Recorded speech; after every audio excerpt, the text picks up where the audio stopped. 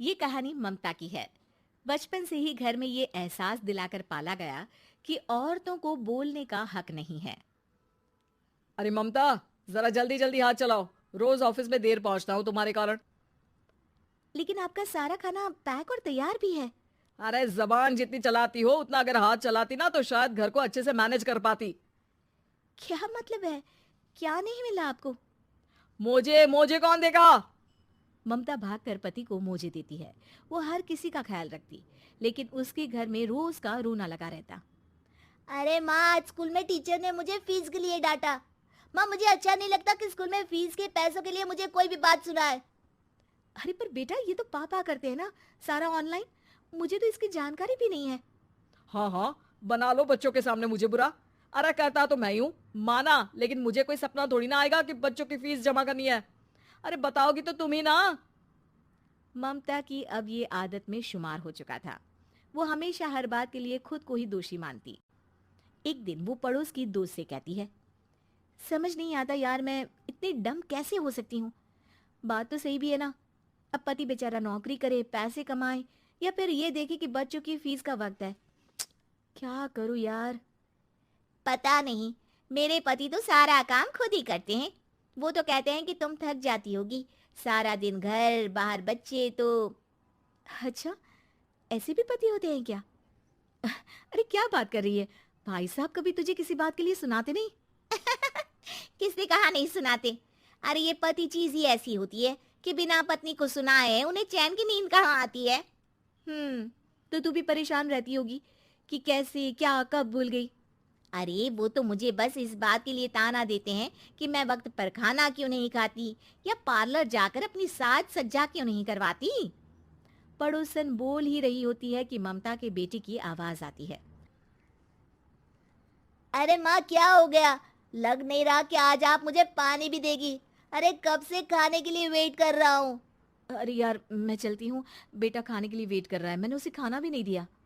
अरे 12वीं में पहुंच चुका है तुम्हारा बेटा, उसे बोलो खुद पानी लिया करे। मैंने तो अपने बच्चों को काम करना सिखाया है। अरे यार, खुद की भी तो कोई लाइफ है। माना जब नहीं कर सकते थे तो किया, लेकिन अब इतने बड़े बच्चों की हर बात मानेंगे तो मुश्किल तो अपने को ही होगी। ममता को पड़ोसन की बात में दम तो लगता है, लेकिन करे क्या, आदत भी तो खुद ही ने डाली थी। ममता घर जाती है कि तभी बेटी आ जाती है। माँ, परसों मुझे एक शादी में जाना है। तेरी वो जो लाल वाली साड़ी है ना, उसे दे देना। मैं आज जाकर टेलर को दे दूंगी, वो उस साड़ी से सूट बना देगा। अरे नहीं नहीं तारा, वो मेरी माँ ने मुझे दी थी और उस साड़ी से मेरी काफी भावनाएं जुड़ी हैं। तुमको ना मैं दूसरी साड़ी दे दूंगी। ओके, कोई बात नहीं, लेकिन आज दे ही देना पक्का। तारा माँ की साड़ी से सूट बनवाकर पार्टी में जाती है, लेकिन जब वो पार्टी से लौटती है। क्या है, मैं तो समझ ही नहीं पा रही हूँ। अरे जब वो साड़ी मांगी थी तो ये छल्ली सी साड़ी क्यों दे दी?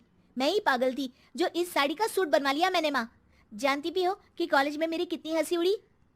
तभी वहां ममता का पति सुनील आ जाता है। अरे गवार औरत, जब बेटी साड़ी मांग रही थी तो दे देती ना। अरे पापा, इनके तो इमोशंस जुड़े थे उस साड़ी से। ममता इतने सब के बाद भी कुछ नहीं बोलती। मेरी बेटी की बेइज्जती हो गई। मैं बिल्कुल बर्दाश्त नहीं कर सकता ये। मैं नहीं चाहता कि मेरी बेटी से कोई भी ज्यादा सुंदर लगे पूरे कॉलेज में। जी, वो पढ़ने में तारा बिल्कुल अच्छी नहीं है, उसकी पढ़ाई पर आप ध्यान दीजिए ना। अच्छा, अब तुम मुझे बताओगी कि मुझे किस पर ध्यान देना और किस पर नहीं। रमेश जैसा ही ये वाक्य पूरा करता है, ममता की बेटी और पति उस पर जोर जोर से हंसते हैं। अरे ठीक है ना, पता ही नहीं चला कि कैसे वक्त इतना बीत गया। अरे कैसे पता चलेगा माँ, हम लोगों के पीछे जो तू बैताल की तरह चिपकी रहती थी, तुझे कैसे वक्त का पता चलता?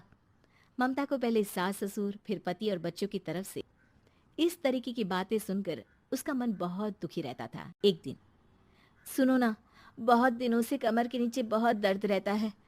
कल मैंने देखा तो एक फोड़ा था। अरे ममता, एक बार अपने पति से बात करो, वो तुम्हारा फोड़ा डॉक्टर को दिखा देंगे। अरे नहीं नहीं, वो तो गुस्सा हो जाएंगे। अरे क्यों गुस्सा हो जाएंगे? तुमको दर्द है? हाँ, लेकिन वो यही बोलेंगे कि ऑफिस जाऊं या फिर तुम्हें लेकर डॉक्टर के पास। तो बेटे से ही बात कर ले। अरे वो तो मैं कर लूं, लेकिन फोड़ा है ऐसी जगह कि उसे बताते मुझे शर्म आएगी। लेकिन कुछ ना कुछ तो करना जरूरी है ना। ऐसे कब तक फोड़े के दर्द से तड़पती रहेगी? अब तो सोच रही हूँ कि इनसे बात कर ही लूं, वरना दर्द के मारे कहीं मर ना जाऊं।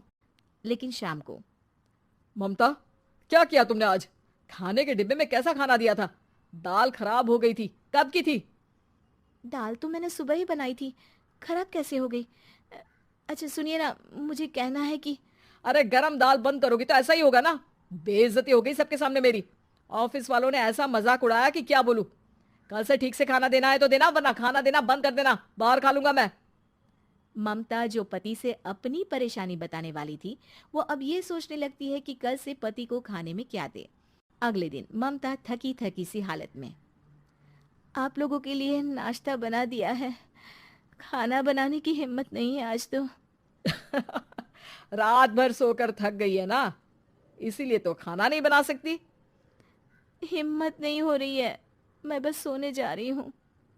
बस मैडम को सोने का बोल दो, फिर देखो कैसे सोती रहती है। माँ फिर वही पराठा सब्जी।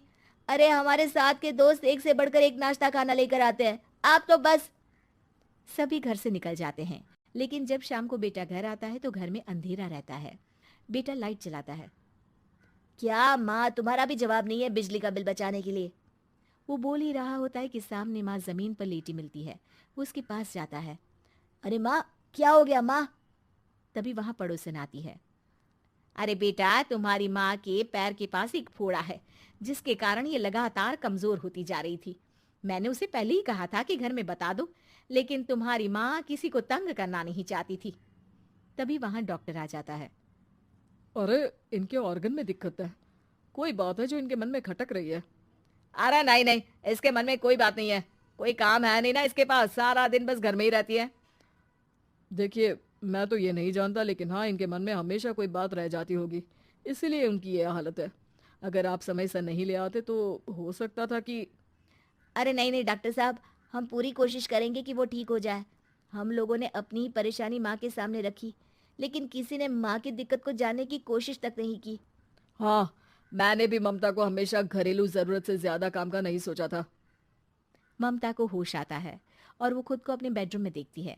वो उठने की कोशिश करती है कि माँ, अब आप नहीं उठेंगी, हम लोग है ना, हम लोग आपको पूरी तरह से खुश रखने की कोशिश करेंगे।